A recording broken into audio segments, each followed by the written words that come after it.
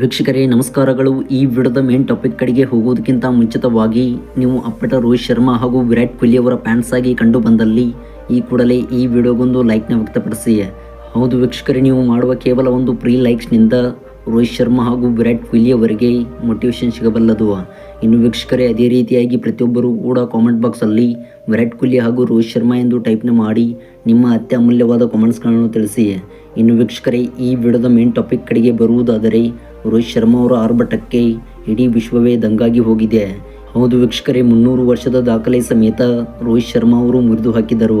ಇನ್ನು ವೀಕ್ಷಕರೇ, ಕೇವಲ 6 ಎಸೆತದಲ್ಲಿ 46 ರನ್ ಬಾರಿಸಿ ದಾಖಲೆ ನಿರ್ಮಿಸಿದ್ದಾರೆ. ವೀಕ್ಷಕರೇ, ಈ ಒಂದು ಆಟವನ್ನು ನೋಡಿದ ಹಾರ್ದಿಕ್ ಪಾಂಡ್ಯ ಅವರು ಕೂಡ ರೋಹಿತ್ ಶರ್ಮಾ ಅವರ ಬಗ್ಗೆ ಸ್ಫೋಟಕವಾದ ಹೇಳಿಕೆ ಕೊಟ್ಟರು.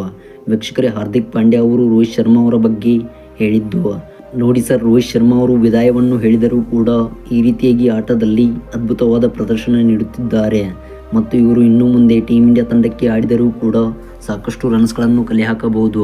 ಹೌದು, ಇಂಥ ಅದ್ಭುತ ಬ್ಯಾಟ್ಸ್ಮನ್ ಟೀಮ್ ಇಂಡಿಯಾ ತಂಡಕ್ಕೆ ಸಿಗುವುದು ಅಪಾರವಾದದ್ದು ಮತ್ತು ರೋಹಿತ್ ಶರ್ಮಾ ಅವರು ಮುಂಬರುವಂಥ ವರ್ಲ್ಡ್ ಕಪ್ನಲ್ಲೂ ಕೂಡ ಇದೇ ರೀತಿಯಾಗಿ ಆಡಬಲ್ಲರು ಎಂದು ಹಾರ್ದಿಕ್ ಪಾಂಡ್ಯ ಅವರು ಸ್ಫೋಟಕವಾದ ಹೇಳಿಕೆ ಕೊಟ್ಟರು. ವೀಕ್ಷಕರೇ, ಇದರ ಬಗ್ಗೆ ನಿಮ್ಮ ಅನಿಸಿಕೆಗಳನ್ನು ದಯವಿಟ್ಟು ಕಾಮೆಂಟ್ ಬಾಕ್ಸಲ್ಲಿ ಹಂಚಿಕೊಳ್ಳಿ. Thanks for watching.